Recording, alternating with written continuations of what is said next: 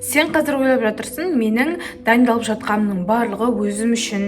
Мен грантқа түсуім керек, мен жақсы оқуым керек, мен кітап оқып тастауым керек қазір, мен тест шешуім керек деген секілді ойлар болуы мүмкін. Бірақтан да оның соңында немесе ойыңда больше сенің не тұр? Мен ата-анамның үмітін ақтай алмасам не істеймін? Немесе ата-анам маған сеніп отыр, олар маған қазір айтады, неге оқымайсың, неге азалып жатырсың деген секілді, Қазіргі таңда қоғамда болып жатқан басты проблеманың бірі осы, ол ата-анамен қарым-қатынастың аздығы деп айта аламын. Өйткені тем более ұбт тапсырып жатқан түлектер үшін ата-ананың өте үлкен поддержкасы саған больше күштірек әсер етеді, чем сенің балыңнан, Давайте осы теманы ашығынан түсіндіріп өтейік, Қазіргі таңда ұбт тапсырып жатқан түлектерге жоспар бойынша хотя бы көмектесіп жатқанның өзінде мен біраз мәселелерді көрдім, яғни ата-ана тарапынан оқушыға жасалып жатқан деген секілді. Ол қалай?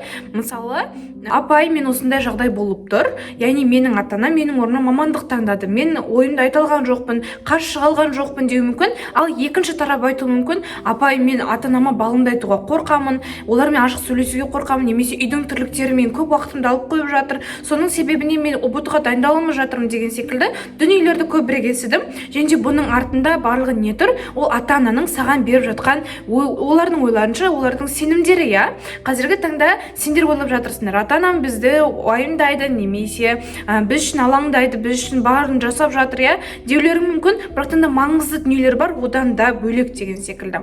Давайте осы теманы дальше қарастырайық. Жалпы салыстыру синдромы деген нәрсе бар, Ата-ана өзінің баласын давайте жарысып оқысын, немесе менің баламды шабыттансын, мотивация алсын басқа балалардан деген секілді, басқа пәленшенің баласы мен пәленшенің баласының ортасын салыстырады, саған айтады, дұрыс па? Әрине, сен оқушы ретінде сенің балың оған жетпей тұруы мүмкін, немесе сен оған реально қызығып қарайтын баламен салыстырып жатқан кезде ішіңде ыза пайда болуы мүмкін. Өйткені сен барыңды салып жатырсың, оқып жатырсың, сен ата-анаңның үмітін қалай ақтасам екен деп ойлап жүрсің, но сен түбінде ата-анаңның басқа баламен салыстырып жатқаны, сен неғып ондай емессің, сенде неғып болмай жатыр деген секілді сөздер на самом деле ауыр екенін мен өте жақсы түсінемін. Өйткені ата-ананың қолдауы олардың ойларынша сол болуы мүмкін, яғни мен оны салыстырсам, қазіргі таңда мүмкін мотивация шашылып оқып кетер деген секілді, Мүмкін ол нәрсе мен балама жақсы жағынан әсер етер деген секілді ой болуы мүмкін, бірақтан да бұл нәрсенің арты қазіргі таңда оқушыларға мүлдем кері әсерін беріп жатыр. Яғни олар оқығысы келмейді, менің ата-анам салыстыра береді мені біреумен, мен олай қаламаймын, мен өзім жеке дарамын, мен дайындалып жатқан оқуым бар деген секілді нәрселерді тоже қарастыру керек, оқушылардың қазір ойлап жатқан ойлары. И бұл кезде не болады? Олардың екі жақтан бір-біріне қарсы түсуі, бірақтан да оқушының ата-анамен сөйлесе алмауы кесірінен белгілі бір дүниелерге реніш болуы мүмкін деген секілді дүниелер болады, Оны қазір ашып айтып кетеміз. Енді салыстыру синдромы, салыстыру жағдайында ата-анамен қандай шешімге келуге болады? Айту керек, ашығын айту керек. Мама, папа, мен бұндай нәрсені ұнатпаймын. Ол күшті дайындалып жатыр, жақсы, бірақ мен де дайындалып жатырмын. Мен де осындай болсам, бұйырса осындай жоспарларым бар деп айтатын болсаң, мен де бұйырса осындай адам болуды қалап отырмын, осындай балалауды жоспарлап отырмын деген секілді. Өзіңнің процесіңмен больше ашығырақ сөйлесетін болсаң, сенің ата-анаң ешкіммен салыстырмайды, менің ойымша, және де сенің нәтижеңе саған деген қолдауын басқаша бере алады деген ойдамын. Өйткені олар да мүмкін алғаш рет түлектің ата-анасы болып тұрған шығар, немесе олар да осындай дүние арқылы дұрыс деп жүрген шығар. Сондықтан да сенің де позицияңның болғаны дұрыс. Өйткені сен де қазір сенде стрессте жүруі мүмкін, выгораниеде жүруі мүмкін. Қалай болады реально мен балым деген секілді дүние жүргендіктен бұл дүние реально ауыр болады. Шын айтам, оны өздеріңде түсінесіңдер деген ойдамын. Қазіргі таңда мама маған салыстырған ұнамайды, папа маған салыстырған ұнамайды, мен де бұйырса бәрін жасап жатырмын, қолымнан келгенін жасаймын, оқып жатырмын деген секілді дүниелерді сенің процесіңді ашық айту саған больше пайдалырақ бола беретіндігінде, Келесі дүние ол бізде грант жалғыз жол, грантқа түспесең оқытпаймыз, немесе басқа да жолдар бар, сол жаққа кетесің деген секілді айтатын ата-аналар бар. Мен оларды жақсы білемін, жалпы өмірде кездесіп жүрген ата-аналар. Сенің де мүмкін ата-анаң осындай ойда шығар, бірақтан да бұл ол нәрсенің тоже шешімі бар. Яғни оларға түсіндір. Мама папа, егер мен грантқа түсе алмай қалған жағдайда не болады, немесе түскен жағдайдан кейін не болады, не күтіп тұр деген секілді нәрсемен ашық тоже сөйлескен жақсы, иә. Өйткені қазіргі таңда сенің айтып жатырған, олардың ойлап жатырғанмен сенің істеп жатқан дүниеңнің сәйкес келмеу, немесе сенің мамандығыңнан балдың жоғары болып, сенің әлі балың оған жетпей жатқан кезде уже сен ата-анамен сөйлесуің керек. Мама папа, чота менде андай грант жағынан қиындық болуы мүмкін, бірақ мен мамандықты өте қатты жақсы көремін.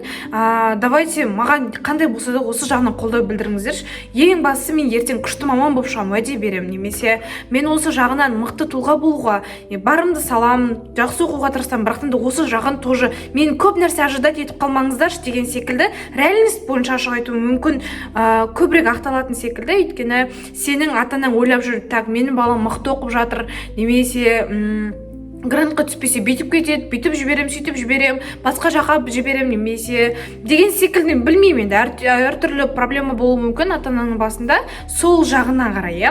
Но сен айтуың керек, мен мамандық, егер сен реально мамандығын жақсы көріп отырсаң, мен мамандығымды реально жақсы көрем. Осыған түспесем, білмеймін, осы универ, осы нәрсеге түспесем, болашағымды көре алмайтын сияқтымын. Өйткені мамандық менің болмысыма сәйкес келеді деген секілді өздерің жақынырақ сөйлесуге тырысу керек секілді.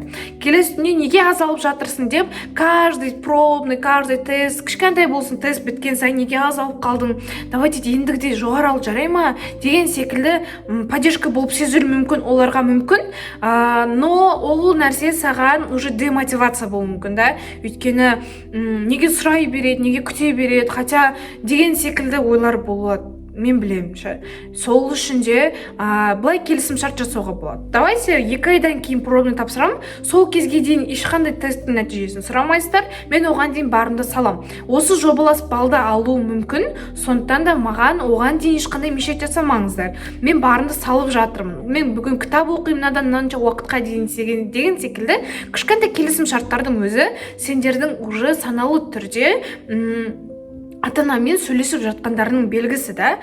Давайте 2 ай көлемінде мен ешқандай мазаламайсыздар, ешқандай жаңа қысым сұрап, бал сұрамайсыздар, мен бірақ барымды саламын, оқимын, тырысамын деген секілді нәрселерді айтып, ата-анамен ересек тұлға ретінде сен де сөйлесе алуың маңызды.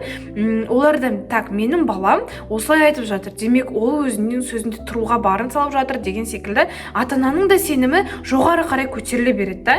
Және де келесі дүние үнсіз реніш, баланың немесе ата-ананың бір-біріне деген реніші, иә. Сен өз-өзіңе ренішіп жүруі мүмкін, немесе ата-анаңа, иә. Өйткені ата-анаң сен үлкен бал күтіп отыр, но хотя сен ол балды тоже өзіңнен күттің, да. Сен біріншіден өз-өзіңе қатты ренжідің, типа мен өзім қалаған балым бұл емес еді ғой қаңтардан, немесе мен бұдан да лайықтыға, жоғарға лайықты едім ғой деген секілді өз-өзіңе бірінші реніш болуы мүмкін, но көбірек ой сенің ата-анаң жақта болып тұрады, да. Мен ата-ана мен не деп айтамын, ата-анама бұл нәрсені айтсам қалай қабылдайды екен, ұрсам екен, қанша ақша төлеп жатыр ғой деген секілді ой болады.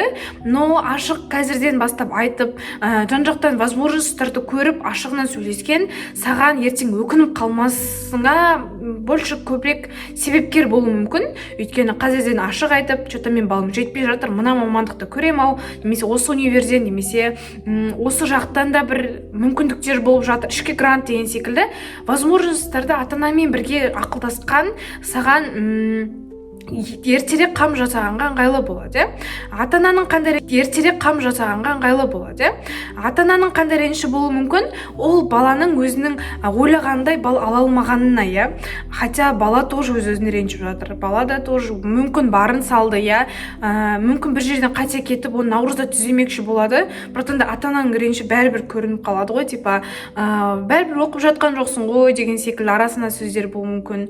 Немесе бәрібір дым шықпайды сенен деген секілді сөздер болуы мүмкін, но тоже ашық сөйлесу керек. Мен барымды салдым, так, мына жерден қате кетіппін, оказывается, осы нәрселер жөндейін деп жатырмын. Уайымдамаңыздар, бәрі жақсы болады. Ең бастысы қолымнан келеді менің.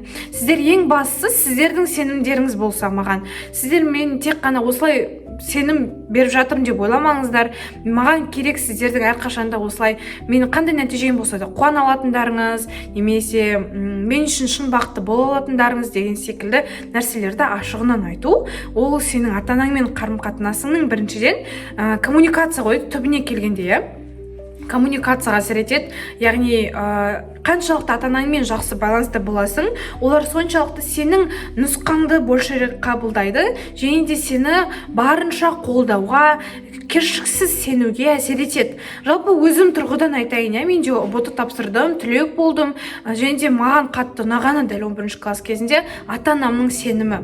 Ол ата-ананың сенімі қалай болады? ұбт-ға дайындалып жүрген кезде саған бөлмең кеп, шайың да кеп кетеді, тамағың да келіп кетеді, ішіп ал, жеп ал, ұйықтап ал қызым, уайымдама, бәрі жақсы болады. Сен қандай болсаң да, біз сені бар возможность бойынша түсіреміз деген секілді. Мүмкін біразында осындай қазір ата-ана, сіздер ең бақытты жансыздар, бақытты жансыздар, сіздердің қолдарыңыздан әлі де келеді, өйткені ата-аналарыңыз сеніп отыр.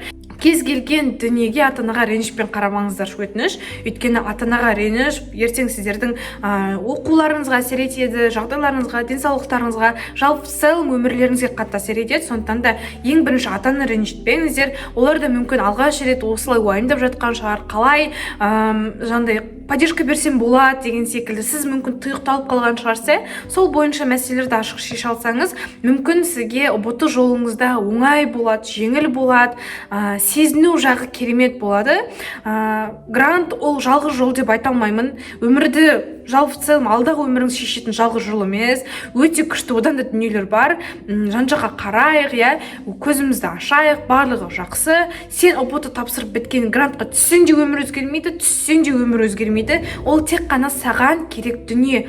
Тек қана ол сенің белгілі бір нәрседен сабақ ала алғандығыңды білдіреді. Мүмкін сен сабақ алдың коммуникация жағынан ата-анаңмен, немесе кітап талдау жағынан опыт алдың. Вот осы нәрселер саған өмірде күшті пайдалы бола алады деген үміттемін. Видео ұнады деген үміттемін, және де осы бір кезеңде жауапкершілікті ала отырып жоспармен жүру саған тоже маңызды. Сондықтан да өзімнің шамшырақ деген марафонымда шақырамын. Өйткені бұйырса бізде 1-5 шағын басталады. Сондықтан сені күтемін. Ал ақпаратты алу үшін мен сені Instagram аккаунтымда дайректімде күтемін. Сұрақтарың болса жекеге жазсаң болады. Сен де осындай әдемі естеліктеріңді, жылы оқиғаларыңды астына жазып кетсеңдер болады. Міндетті түрде оқимын. Мүмкін ол біреудің ата-анасымен қарым-қатынасын жақсартуға себепкер боламын. Сондықтан да комментарий бөлімінде күтемін. Видеоны лайк басып кет. Сені видео соңына дейін көргеніме қуаныштымын. Пока-пока.